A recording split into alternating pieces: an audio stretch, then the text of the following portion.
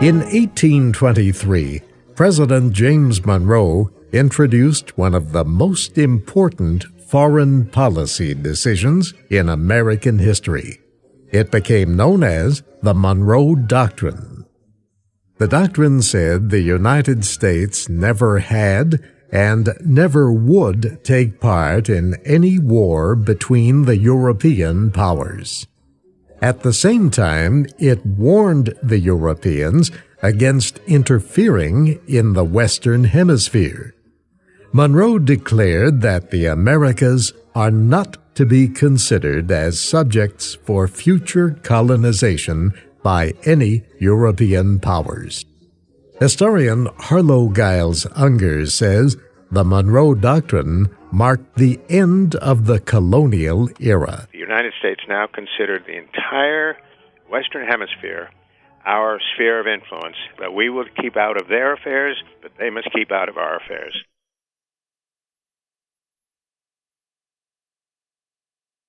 The United States continued to grow. New states joined the Union. Indiana, Mississippi, Illinois, and Alabama all became states before 1820. Louisiana had earlier become the first state to be formed from part of the Louisiana Territory that the United States bought from France. The rest of this huge area was called the Missouri Territory. By 1819, there were enough people in part of the Missouri Territory for that part to become the state of Missouri. But becoming a state required the approval of Congress. And historian Harlow Giles Unger says admitting Missouri would have changed the balance of power in the Senate. The Senate gave each state 2 votes.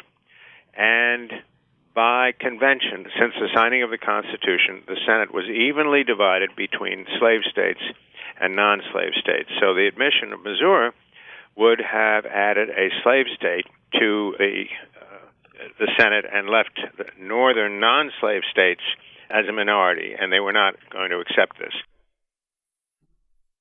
Slaves were not new in America. Spain had brought them to the West Indies hundreds of years before. In 1619, a ship brought 20 African slaves to Jamestown, Virginia. These black men were sold to farmers. Over the years, the use of slaves spread to all the American colonies. However, there were many more slaves in the agricultural South than in the North. The farms in the North were smaller and needed less labor. But in the South, farms were much larger. Slaves were the least expensive form of labor. Most of the northern states had passed laws before 1800 freeing slaves. Even the southern states made it illegal to import more slaves from Africa. But those Southerners who already owned slaves believed they were necessary, and they refused to free them. Slavery had been legal when France and Spain controlled the Louisiana Territory. The United States did nothing to change this when it purchased the territory.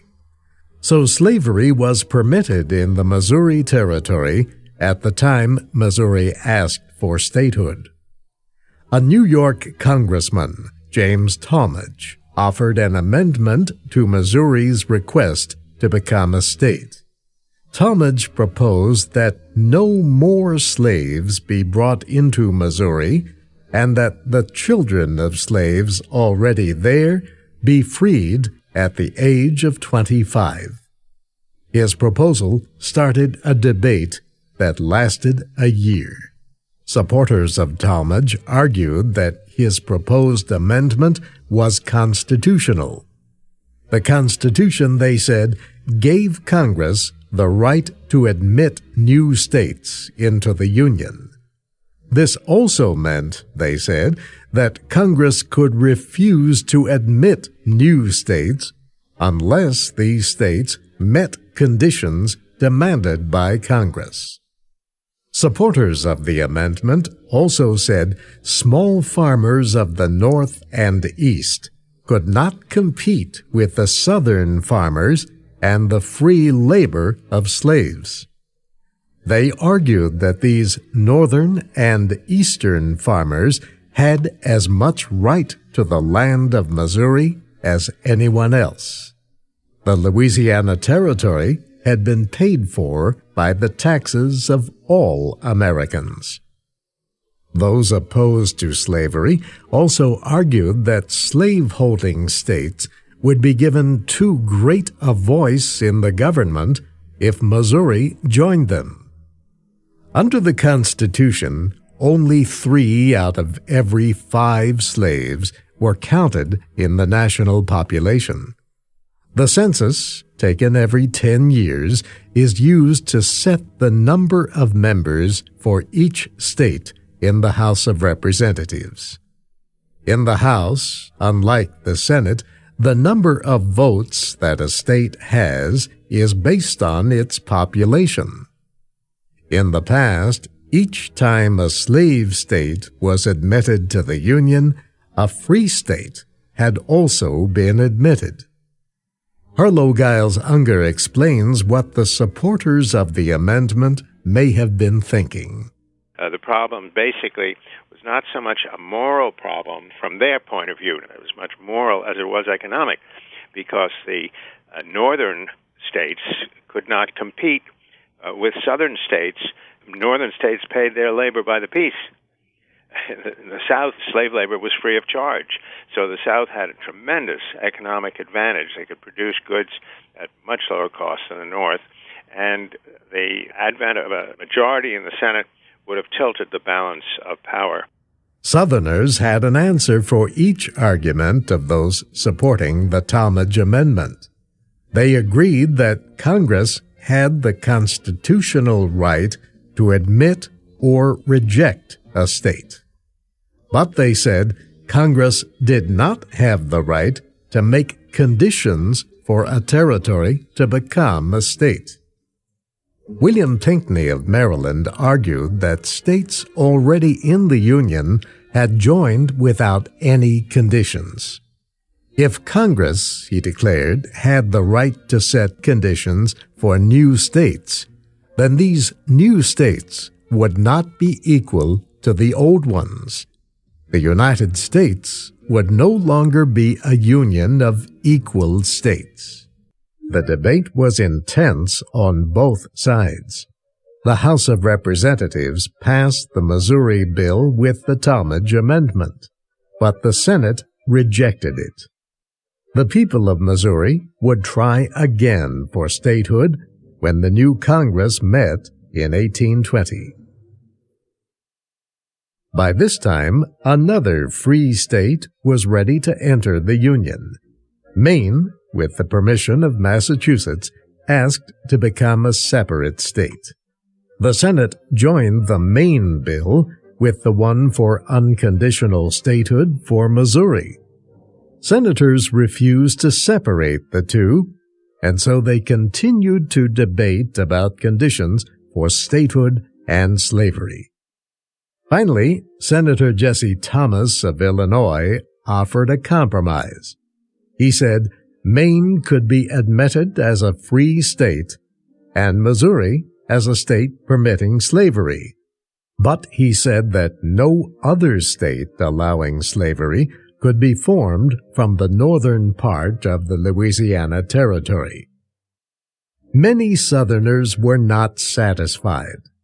The compromise closed the door against slavery entering large new areas of land. Southerners, like any other Americans, had a right to settle in the new territory. The Senate accepted Thomas's compromise.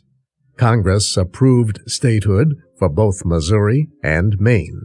Now President Monroe just needed to sign the bills. It was the spring of 1820. James Monroe was coming to the end of his first 4 years as president. He wanted to be elected again, but he faced a difficult decision about whether to allow the Missouri Compromise. President Monroe owned slaves. He understood the feelings of the South. His friends urged him to veto the Compromise Bill because it limited slavery in the territory. He also understood the strong feelings of those who opposed slavery. Monroe believed the compromise was wrong, but not because it kept slaves out of the territory. The president did not believe the Constitution gave Congress the right to make such conditions.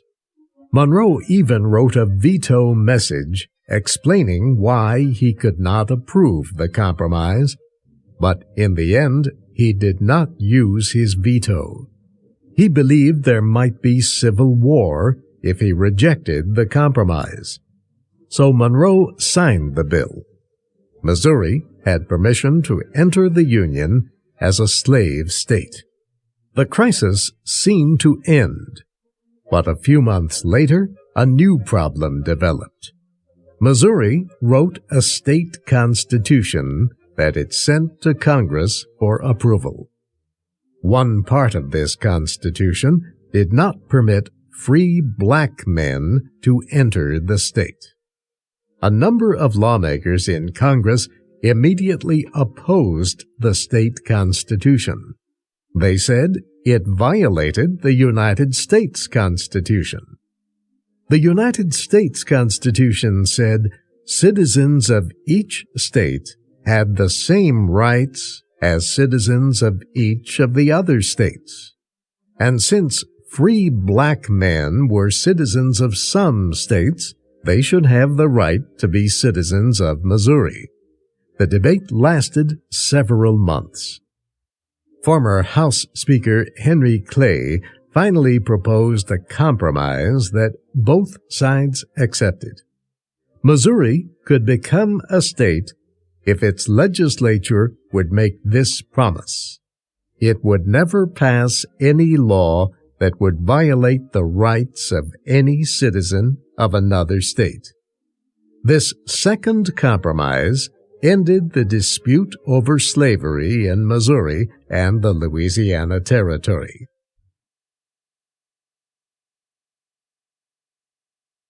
The compromise actions of 1820 settled the crisis of slavery for more than 20 years, but everyone knew that the settlement was only temporary. Former President Thomas Jefferson expressed his feelings with these words: "This momentous question, like a fire bell in the night, awakened and filled me with terror. I considered it at once as the knell of the Union. It is hushed, indeed, for the moment. But this is a reprieve only," he said, "not a final sentence."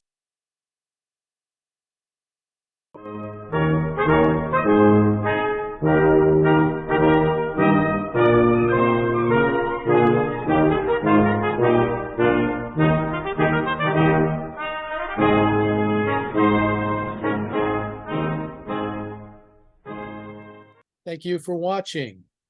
Can you do me a favor? Please leave a comment in the comment section below. That would really help. Thank you, and see you again soon.